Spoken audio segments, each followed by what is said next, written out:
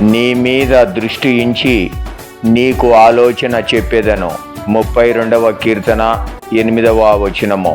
Praise the lord.